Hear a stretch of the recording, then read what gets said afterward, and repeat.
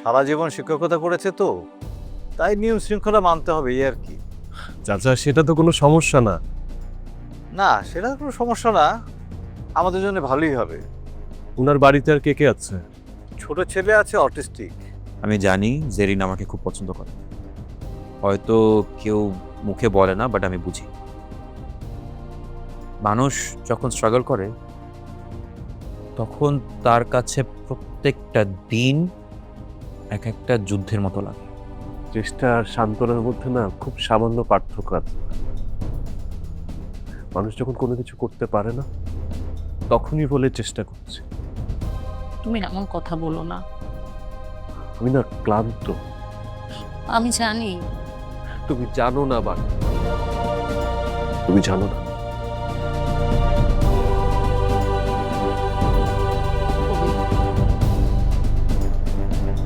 কবি, তুমি এই যুদ্ধে একা না। তুমি তোমার বাবাকে খুঁজছো, আমিও খুঁজছি। তুমি তোমার বাবার অপেক্ষায় আছো, আমিও আছি। তুমি তোমার পরিবারের জন্য লড়াই করছো, আমিও করছি। তুমি যদি এক পা পিছিয়ে পড়ো, তোমাকে হাত ধরে টেনে সামনে আমি নিয়ে আসবো। আর আমি যদি পিছিয়ে পড়ি, তুমি তো আছোই আমাকে টেনে তোলার জন্য। এভাবেই তো সংসার হয়, এভাবেই তো ভালোবাসা হয়। বানি, আজকে যদি তুমি না থাকতে আমি কোনোদিন নিজেকে সামলে রাখতে পারতাম না। আমি তো আছি,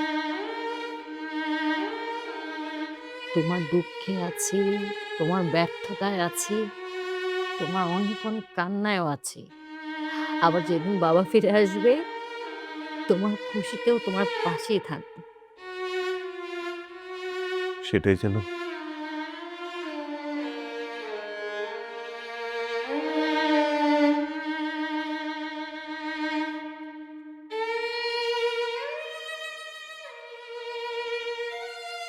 ধন্যবাদ। ভালোবাসার মানুষকে ধন্যবাদ দিতে হয় না।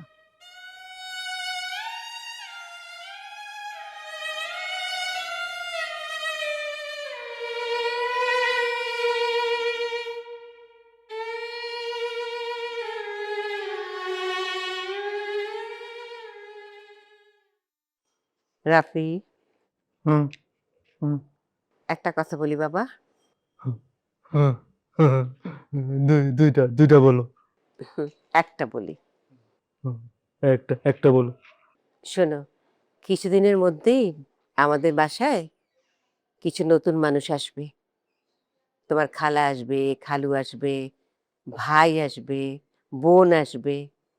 ওরা আমাদের সঙ্গেই থাকবে। হুম, নতুন নতুন। হুম। হুম, হুম, ও, আমার রুমে থাকবে? না। আমার আমার টেবিলে বসবে? বসতে পারে। ওরা ওরা কি আমার সাথে কথা বলবে? কথা হ্যাঁ, হ্যাঁ। আমার জিনিস ধরবে? উম, ধর, হয়তো ধরবে। হুম, আহ, তাহলে ওরা আসলে তো তুমি ব্যস্ত হয়ে যাবে। হুম, ওদের জন্য কি আমার আমার ভালোবাসা কমে যাবে? ভালোবাসা ভালোবাসা চতুর পাগল ছেলে। হ্যাঁ, এটা কি হাড়ির ভাত যে একজন বেশি খেলে আরেকজনের জন্য কম পড়ে যাবে? তোমার জন্য ভালোবাসা সবসময় থাকবে। তুমি আমার ছেলে, তোমার জন্য ভালোবাসা তো কেউ কেড়ে নিতে পারবে না বাবা। একটা কথা মনে রেখো বাবা, ভালোবাসা এমন জিনিস ভাগ করলে কখনো কমে না, বরঞ্চ বাড়ে। কিন্তু সবাই সবাই চলে যায়। বাবা চলে গেছে, ভাইয়া গেছে। তো তুমি তুমি যদি চলে যাও সবাই সবার মতো। আমি যদি একদিন চলেও যাই, কিন্তু তোমার জন্য ভালোবাসা থাকবেই। ভালোবাসা কখনো যাবে না। তোমার জন্য ভালোবাসা অবশ্যই থাকবে। আর মা যদি মরেও যায়, মায়া তো কখনো মরে না বাবা, কথাটা মনে রেখো। হুম, হুম, হুম। আরেকটা কথা বাবা, ওরা এলে কিন্তু তুমি ওদের সাথে ঝগড়া করবে না, চিৎকার চেঁচামেচি করবে না, জেদ করবে না, ঠিক আছে? আর তুমি নিজের থেকে কর্কশ মানে নিজে কোনো কিছু জোর করে চাইবে না। ওরা ওরা ওরা যদি আমার খেলনা খেলনা ধরে, তো ওদেরকে ভালোভাবে বলবি। ওরা ওরা যদি না শুনে, আমাকে বলবি, যদি তোমাকেও না শুনে, আল্লাহকে বলবি। আল্লাহকে বলবো। নুসাইবা, কোথায় যাচ্ছিস? জি দাদি। কোথায় যাচ্ছিস? বাইরে। বাইরে মানে কোথায়? বাইরেই তো। মানে বাইরে কোথায়? দাদি, আউট মানে আউট, প্রাইভেটে যাচ্ছি, চিল। চিল মানে কি? আমাকে ঠান্ডা থাকতে বলছিস? না দাদি, চিল মানে রিল্যাক্স। আমি রিল্যাক্স আছি। কোথায় যাচ্ছিস সেটা বলে যা। আজকালকার ছেলে মেয়েকে একটা প্রশ্ন করলে 10টা ধাঁধা দিয়ে দেয়। দাদি, তোমরা আগে লোকেশন জানতে চাও, এরপর পুরো ইতিহাস। আমি পড়তে যাচ্ছি, বাস। এইটাই তো সমস্যা। তোমাদের প্রজন্ম শুধু ব্যাস বললেই তো শেষ, কিন্তু আমাদের সময় আমরা কোথায় যাচ্ছি, কখন যাচ্ছি, কোন জায়গায় যাচ্ছি, কখন আসব, সব গার্জিয়ানকে বলে যেতাম,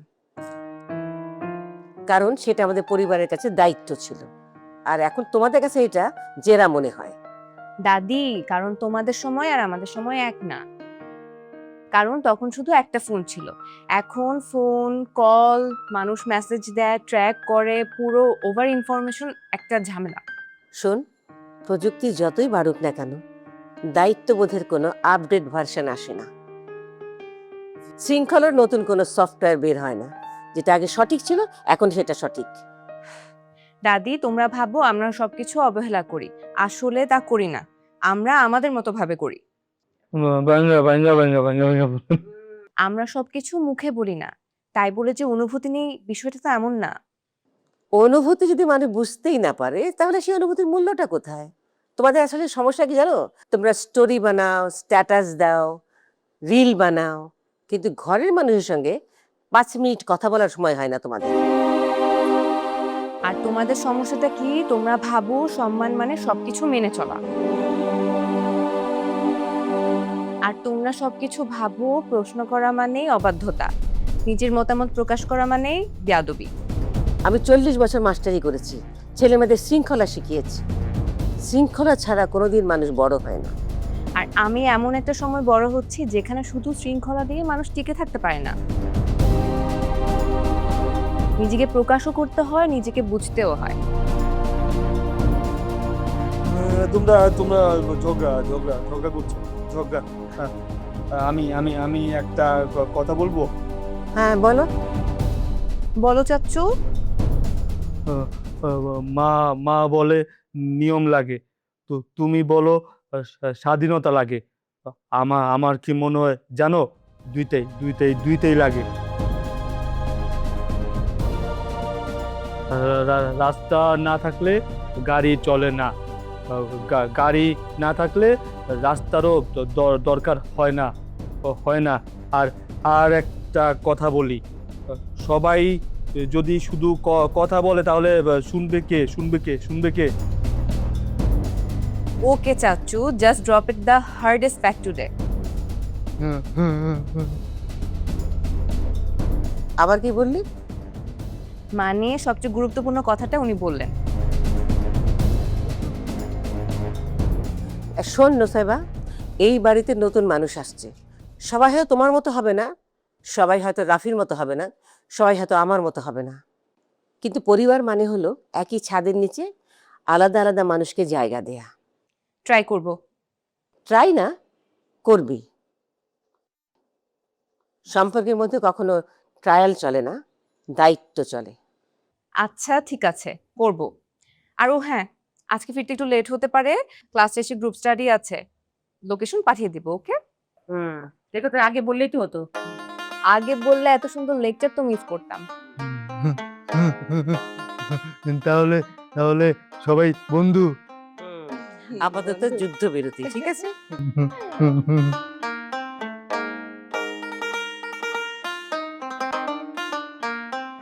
কিন্তু এই হাসির আড়ালে ভবিষ্যতের অনিশ্চয়তা এখনো রয়ে গেছে। নতুন মানুষ আসবে, নতুন সম্পর্ক আসবে, নতুন সংঘাতও আসবে। তবে এই মুহূর্তের 3টি প্রজন্ম একই ঘরে বাস করে। এটাই হয়তো পরিবারের সবচেয়ে বড় শক্তি।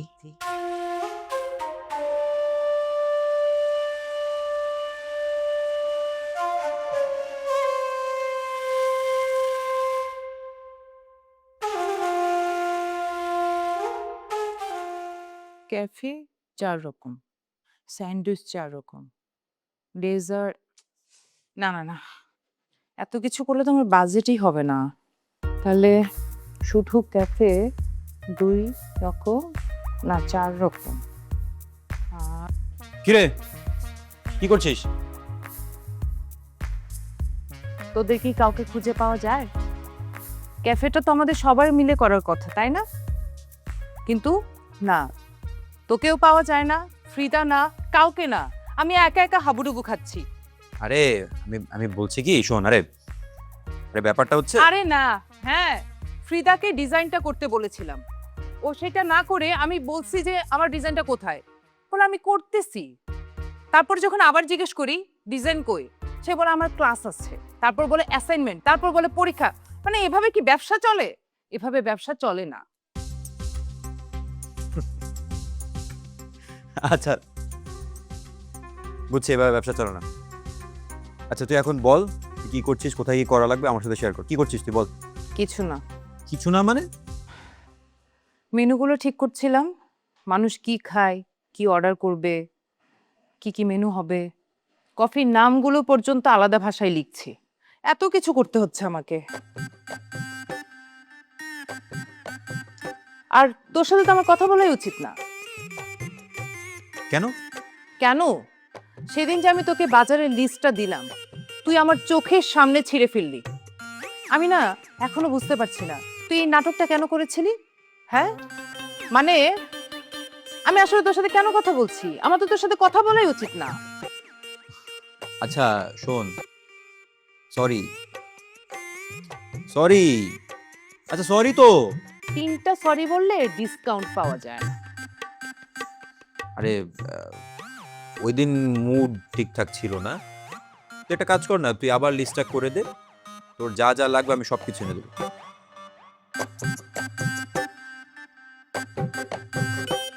কি রে, ঘটনা কি?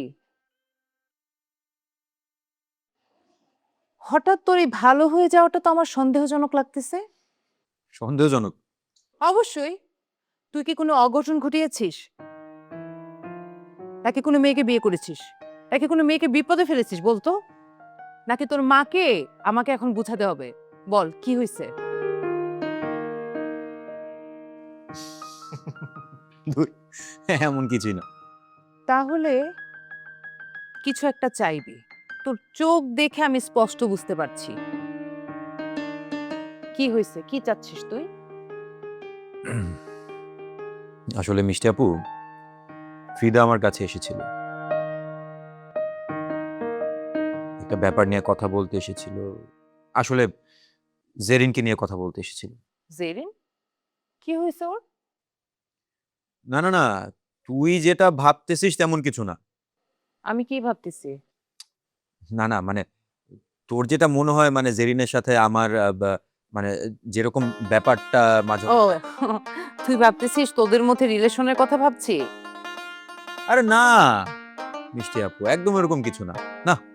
আচ্ছা বল, ঘটনাটা বল, এত ঘুরাইস না তো, বল। না মানে ফ্রিদা চায় জেরিন যেন এই বাসায় থাকে। এ বাসায়? হ্যাঁ এই বাসায়। দেখ তুই তো জানিস জেরিনদের অবস্থা, ওদের বাসার অবস্থা। সবাই ওখানে শিফট করছে, মাত্র 2টা রুম আর এতগুলো মানুষ। আর জেরিনের তো পড়াশোনাও আছে, ওর ওখানে থাকলে আসলে পড়াশোনাটা হ্যাম্পার হবে।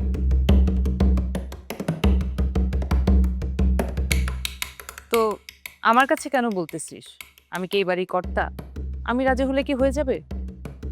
না ব্যাপারটা ওইরকম না, মানে যদি আমরা একসাথে কথা বলি রেখা খালার সাথে, আম্মুর সাথে, তাহলে ব্যাপারটার গুরুত্ব বাড়ে,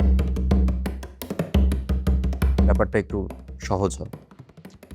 শোন, আমি না বুঝতেছি, বুঝছিস, বিষয়টা না এত সহজ না। আমরা তো কাজিন, তাই না? আমরা আত্মীয়, আমরা একসঙ্গে থাকতে পারি, কিন্তু জেরিন তো আমাদের আত্মীয় না। আমি বুঝি জেরিন আমাদের আত্মীয় না, আমাদের কাজিন না, কিন্তু ফ্রিদা আমাকে একটা কথা বলছিল, যখন ওদের এই শহরে থাকার কোনো জায়গা ছিল না, ওরা আসছে, তখন জেরিনরাই কিন্তু ওদের আশ্রয় হয়ে গিয়েছে। জেরিন ওদের থাকার একটা জায়গা দেয়, ভালো পরিবেশ দেয়, তাই না? ফ্রিদার এই কথা শুনে আমি আসলে কিছু বলতে পারিনি। কি ব্যাপার? শুধু জেরিন জেরিন শুনছি, ঘটনা কি? খালা তুমি এখানে বসো, একটু কথা আছে। বসো।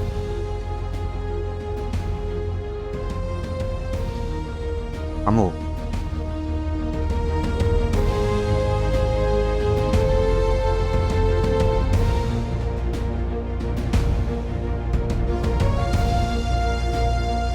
তার মানে অন্য একটা বাড়ির মেয়ে এসে এই বাড়িতে থাকবে? খালা, অন্য বাড়ির মেয়ে বলাটাও ঠিক না। ফ্রিদার মামাতো বোন, ও তার আত্মীয়, অনেকদিনের পরিচিত।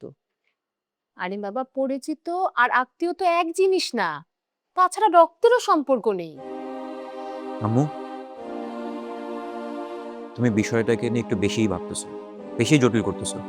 বিষয়টা আসলে তো জটিল না। জেরিন খুবই ভালো একটা মেয়ে, ভদ্র, শালীন, আরো পড়াশোনা ছাড়া আসলে কিছুই বোঝে না। ও ভালো মেয়ে কিনা তা বলছি না, বিষয়টা হচ্ছে অন্য একটা মানুষ এ বাড়িতে এসে থাকবে, এটা একটা সিদ্ধান্ত, আর এই সিদ্ধান্ত কোনো ছোট সিদ্ধান্ত না। আমার কাছে বড়ও মনে হচ্ছে না, ছোটই মনে হচ্ছে। এজন্যই তুই এখনো ছোট।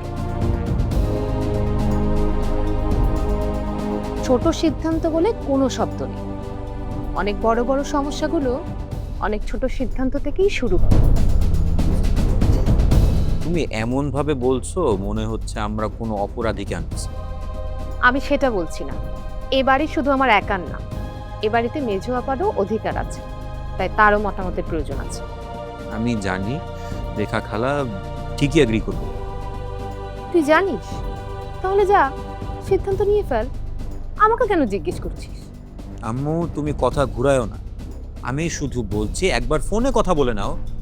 না, আমি ফোনে কথা বলবো না, আমি ওর সামনে বসে সরাসরি কথা বলবো। এটা একটা মেয়ের ভবিষ্যতের প্রশ্ন। আর এটা একটা বাড়ির সিদ্ধান্তেরও প্রশ্ন, দুইটাই গুরুত্বপূর্ণ। তুমি সবকিছু এত কঠিন করে কেন দেখো? কারণ আমি জীবন দেখেছি, আর তুই গল্প দেখছিস, আর আমি বাস্তবতা দেখেছি। তাহলে বাস্তব মানে কি? সব সময় না বলা, সব সময় সন্দেহ করা, সব সময় একটা ডিনায়ালে থাকা। বাস্তব মানে আবেগ দিয়ে সিদ্ধান্ত না নেওয়া। আর বাস্তব মানে মানবিকতা ভুলে যাওয়া। না, আমি মানবিকতা ভুলিনি, কিন্তু মানবিকতা আর দায়িত্ব এক জিনিস না। ঠিক আছে, ঠিক আছে, আমি আর এগুলো নিয়ে তোমাকে কিচ্ছু বলবো না। একটা মেয়ের থাকার জায়গা নিয়ে কথা হচ্ছে, একটা মেয়ে কোথায় থাকবে, কোথায় খাবে, এগুলো নিয়ে কথা হচ্ছে। আর তুমি কি করতেছো? তুমি মিটিং ডাকতেছো, তুমি সিটিং ডাকতেছো, তুমি অনুমোদন বসাচ্ছ, তুমি কমিটি বসাচ্ছ। লিটারালি শব্দ ঠিক করে কথা বল। শব্দ ঠিক করে কথা বল। আমার শব্দ ভাষা সব ঠিক আছে, আমি ঠিকই বলতেছি। তুই বিষয়টা সহজভাবে নিচ্ছিস রুশো। আমি সহজভাবে নিব না, তুমি ব্যাপারটাকে ইচ্ছা করে জটিল করতেছো।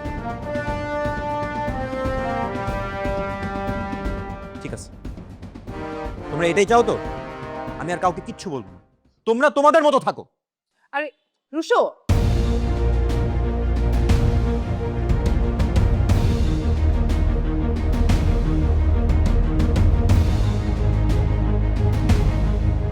খালা শোনো,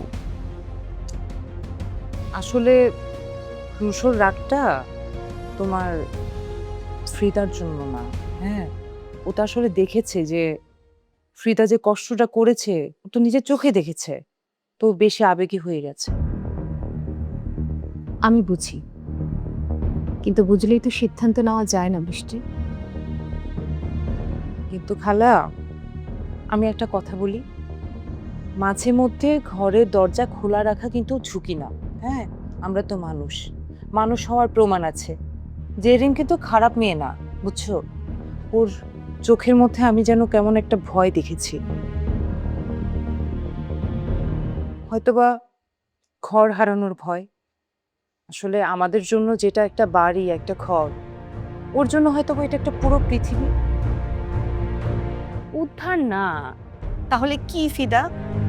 আমি জাস্ট তোমার পাশে দাঁড়াতে চেয়েছি, তোমাকে সাপোর্ট করতে চেয়েছি, দ্যাটস ইট। পাশে দাঁড়ানো আর কাউকে টেনে সরিয়ে নেওয়া এক জিনিস না ফিদা। আর তুমি এটা খুব ভালো করে জানো যে আমি কখনো রাজি হব না। আমি না বুঝতেই পারি না কার উপর আমি বেশি রাগ, ওনার উপর নাকি নিজের উপর। তোমার বাবা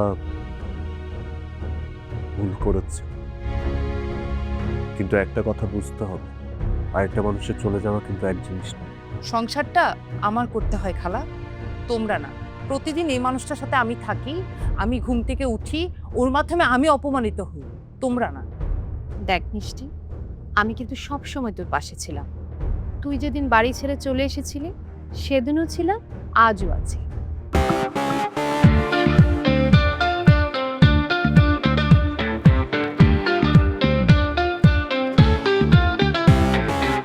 চোরাস্তে ভাসি, বালির ঘর বাঁধি, স্বপ্নের ফেরিওয়ালাটা দিয়ে যায়। জীবনে কুয়াশা ধোয়াটে পথ, আলো আধারের সাথে খেলা চলেই যায়।